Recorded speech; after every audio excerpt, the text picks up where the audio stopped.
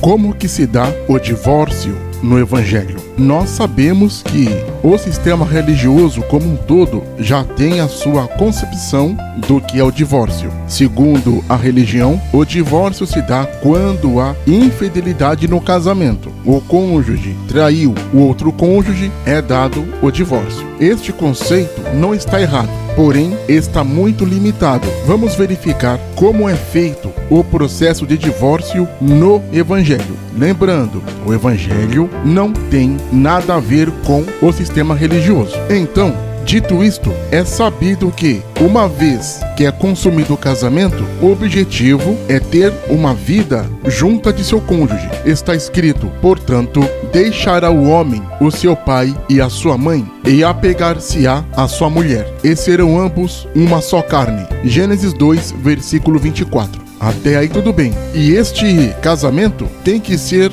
sem mácula, sem mancha. Está escrito, o casamento deve ser honrado por todos. O leito conjugal conservado puro, pois Deus julgará os imorais e os adúlteros. Hebreus 13, versículo 4. Nisto concordo com o sistema religioso, porque adultério é pecado. Ok, todo mundo entende isso desde sempre. Mas o que significa exatamente a palavra adultério? A palavra adultério é um substantivo masculino. É o ato de adulterar ou falsificar, cometer fraude ou cometer infidelidade. Podemos adulterar ou falsificar um documento. É um adultério. Podemos não adulterar um documento, mas podemos interpretar, colocar em prática este documento escrito de uma forma errática, o que é chamado de heresia. É adultério. Adulterou, modificou, cometeu fraude.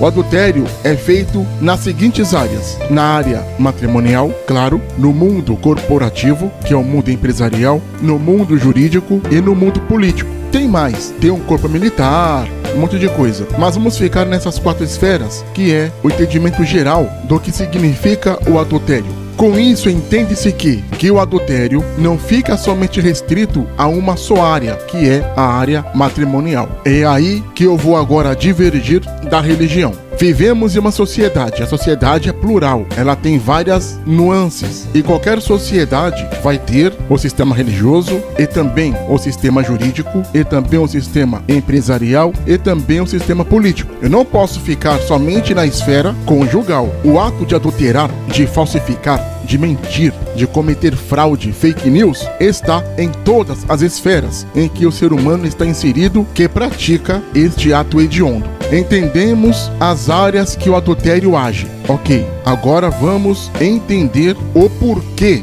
acontece o adultério. O adultério ele acontece porque é adulterado, falsificado, modificado um acordo, uma promessa, um cumprimento, um pacto, um compromisso, um juramento, um tratado. Antes da escrita já existia a promessa, já existia o pacto, já existia o compromisso, o juramento, o acordo, o voto, o tratado. Como estamos antes da escrita, essas promessas, esses pactos, esses acordos, esses compromissos, esses juramentos eram feitos oralmente. Por que eram feitos oralmente? Porque ainda não existe escrita. Então a palavra do homem era a lei. Você me dá a sua palavra, eu dou a minha palavra. Então fechamos o acordo, fechamos o compromisso, fechamos o pacto. Tudo mediante a sua palavra. É claro, levaria umas testemunhas, tudo direitinho, mas a sua palavra era mais forte que o carvalho, ou mais forte que o bronze,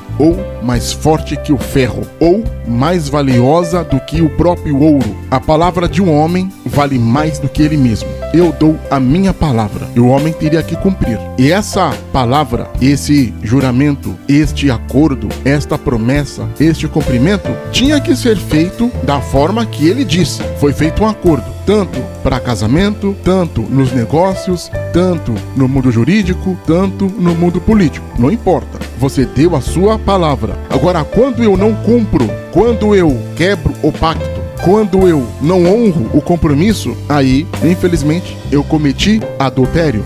fez o acordo e não cumpriu, adultério. Esqueçam aqui a questão de você não conseguir saldar uma dívida. Isso aí é um outro campo, é uma outra coisa, é um outro assunto. Aqui é quando você dá sua palavra, palavra de homem, palavra de cabra macho, e não cumpre. Quem não cumpre a sua palavra é adúltero. Aí, para dar uma de migué, para dar uma de João sem braço, eu vou desviar aqui, desviar ali, vou dar uma de João bobo para tentar cobrir o sol com a peneira, mas não tem jeito, você faltou com a palavra, você não cumpriu a palavra, e tem testemunhas, ponto. Sabendo que o homem é mentiroso, sabendo que o homem é um adúltero, não cumpre o que promete, com o tempo os acordos se desfazem, e sabemos que a palavra é levada pelo vento. Depois da escrita, estes acordos, estes contratos, estes pactos, estes votos, estes juramentos foram feitos de uma forma escrita,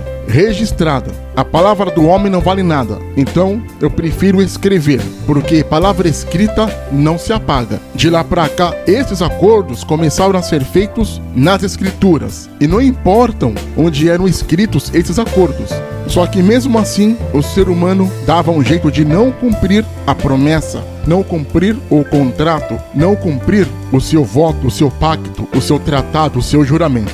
Se ele tivesse acesso a estes documentos escritos, ele adulteraria a parte escrita. Adultério. Mas e quando ele não tinha acesso a estes documentos escritos? Ele interpretava o que estava escrito da forma que ele achava melhor. Não fazem isso os falsos profetas? Não fazem isto os religiosos? Não fazem isso os políticos? Não fazem isso os membros do corpo jurídico e etc. Eles não modificam o que está escrito. Eles colocam o que está escrito de um modo prático, totalmente errado do que está escrito. Pega aí a Constituição do Brasil. Pega aí o que está escrito no Código Penal. Os juízes não cumprem o Código Penal. Eles interpretam erradamente, da forma que eles acham melhor, o Código Penal. E também os falsos profetas e religiosos que interpretam a lei escrita neotestamentária da forma que eles acham melhor. Por isso que cada religião tem uma regra. Os políticos também são assim, e etc. Todos praticam adultério. Todos são adúlteros, porque modificaram a promessa, o tratado, o pacto, o compromisso, o juramento. Entendemos a concepção do que é o adultério. Então o adultério não fica somente na esfera conjugal. Vamos verificar esta praticidade nos evangelhos. Está escrito em Mateus: vieram a Jesus alguns fariseus e o experimentaram perguntando: é lícito a um homem repudiar sua mulher por qualquer coisa? Respondeu Jesus: não tendes lido que o Criador, desde o princípio, os fez homem e mulher? E disse: por esta razão, o homem deixará seu pai e sua mãe e se unirá à sua mulher, e os dois se tornarão uma só carne. Jesus Cristo foi lá para Gênesis 2:24. E continuando, Jesus diz: assim, já não são dois, mas uma só carne. Portanto, o que Deus ajuntou, não separe o homem. Deus ajuntou, já era, ok? Indagando a Jesus, eles disseram: por que então mandou Moisés dar carta de divórcio e repudiar a mulher? Os religiosos foram lá para Deuteronômio 24:1. Ó Jesus, em Deuteronômio 24:1, Moisés permite dar carta de divórcio e mandar a mulher embora. Respondeu Jesus: isso aconteceu por causa da dureza de vossos corações. É por causa disso que Moisés vos permitiu repudiar vossas mulheres. Mas, no princípio, não foi assim. Eu vos digo que aquele que repudiar sua mulher, exceto por infidelidade, ou seja, por adultério, e casar-se com outra, comete adultério. Mateus 19, dos versículos 3 a 8. Segundo aqui, Jesus Cristo só se pode separar por causa de adultério. Jesus Cristo deu uma lição nesses religiosos. Por causa da inflexibilidade do coração duro que o ser humano tem, a falta de perdão, a falta de amor, existe o divórcio. Todo mundo prega que devemos amar, mas ninguém prega a prática do perdão. Complicado. No Sermão da Montanha, Jesus Cristo vai ser muito enfático quanto a isso. Ele diz aqui: foi dito aos antigos: aquele que se divorciar de sua mulher deverá dar-lhe carta de divórcio. Jesus Cristo foi lá no texto de Deuteronômio 24:1. Está escrito em Deuteronômio 24, versículo 1. Se um homem casar-se com uma mulher e depois não a quiser mais por encontrar nela algo que ele reprove, dará certidão de divórcio à mulher e a mandará embora. Esta lei era obedecida. Agora Jesus Cristo vai dar a atualização desta lei. Ele vai extinguir esta lei e dará um novo ditame a esta lei. E esta lei é a lei do próprio Deus, não é mais a lei de Moisés. Olha o que ele diz aqui: mas eu vos digo que todo aquele que se divorciar de sua mulher, exceto por infidelidade, faz que ela se torne adúltera. E quem se casar com uma mulher divorciada estará cometendo adultério. Mateus 5, dos versículos 31 a 32. Só pode haver separação quando tiver adultério, quando tiver infidelidade. Qualquer separação, além dessa, um homem transforma sua esposa em adúltera. Palavras de Jesus. E isso será reforçado no livro de Lucas. Está escrito: quem se divorciar de sua mulher e se casar com outra mulher estará cometendo adultério. E o homem que se casar com uma mulher divorciada estará cometendo adultério. Lucas 16, versículo 18. O casamento, ele é dissolúvel quando há adultério. Agora vamos aos pormenores. Vamos supor que o marido nunca traiu sua esposa, em hipótese alguma, nem em pensamento, mas ele é espancador, ele bate nossa mulher. Esta mulher, todos os dias, corre risco de morte morando com este homem violento. Todo mundo sabe, todo mundo conhece. Ela deu queixa na polícia e ninguém faz nada. Sempre ele bate na mulher. Ele cometeu adultério. Por quê? No contrato de casamento, seja escrito ou oral, não importa, não estava no acordo que ela aceitaria apanhar do marido. Se eles acordaram isso, ok. Uma mulher nessa condição, ela pode dar carta de divórcio para o marido, para ontem ainda, porque ela corre risco de morrer. Por que este homem cometeu adultério? Porque ele prometeu a ela que iria amá-la, respeitá-la e fazê-la feliz. Se ele não consegue fazê-la feliz, ele cometeu um adultério porque ele não está honrando o seu compromisso. O juramento que ele fez era de fazê-la feliz, era amá-la. Você ama alguém deixando a boca inchada ou o olho roxo? Como é que você vai viver junto de uma pessoa se não há acordo, não há casamento, não há entrosamento? É a água e o óleo, não se misturam. É o ferro e a areia, não há uma simbiose. Não existe casamento nisso. Qualquer pessoa que viva infeliz com seu cônjuge, tanto o homem quanto a mulher, que viva em uma condição conjugal infeliz, insalubre, não é casamento, não é acordo. Se um cônjuge faz o outro infeliz constantemente e não tem melhoria, você sabe que deste mato não sai coelho, é adultério, não tem jeito. Ninguém é chamado para ser infeliz. Um casamento sob essas condições, quando uma das partes não cumpre a promessa, não cumpre o pacto, não cumpre o compromisso, é adultério. Mas é claro que o divórcio só é dado depois de várias tentativas incansáveis de reatar os laços. Não é casou, separa, não é bagunçado. Tem que chamar a comunidade, tem que chamar a família, colocar tudo em pauta, o que está de errado na vida conjugal e tentar ao máximo, incansavelmente, melhorar o casamento. Depois de várias tentativas, várias lutas, não dá certo, continua um fazendo o outro infeliz, com certeza o contrato está dissolvido, não foi cumprido, a palavra não foi honrada, o voto não foi fiel, o tratado não é obedecido. Sendo assim, viverão dois juntos se não estiverem de acordo,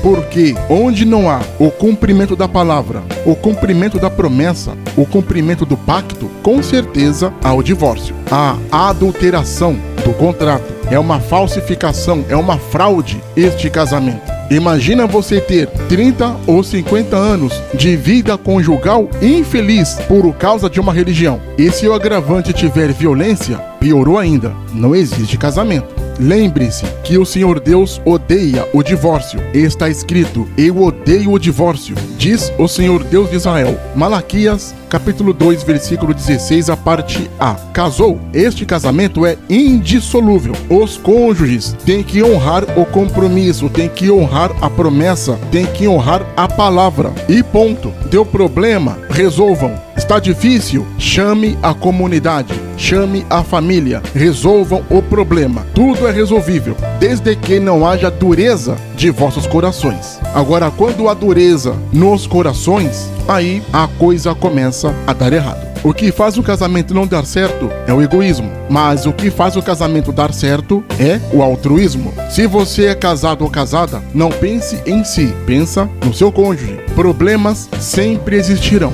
É para resolver os problemas que existem no casamento, porque duas cabeças pensam melhor que uma. 2 é mais forte do que 1. É um casal procurando melhorar a vida do outro. Agora, se não tem como, não dá liga, não tem jeito, não tem diálogo, por que se casaram? Parafraseando Jesus Cristo, o divórcio só existe por causa da dureza do coração do ser humano. O ser humano tem uma dificuldade em perdoar, principalmente aqueles que dizem amar a Deus. Amar a Deus é perdoar, amor é perdão, e a falta disso faz com que o casamento tenha muitas dificuldades. Ninguém casa pensando em separação, porque Deus odeia o divórcio. Malaquias 2, versículo 16, parte A. E só pode ter separação se tiver adultério no casamento. Mateus capítulo 5, versículos 31 a 32. Mas antes de haver o adultério, tem que haver o diálogo, o perdão, a luta para manter o casamento firme, fazer de tudo para dar certo. Amor é a prática do bem, é praticar o que é certo. Amor é compromisso, é fidelidade, é honrar a palavra, é querer bem o seu cônjuge.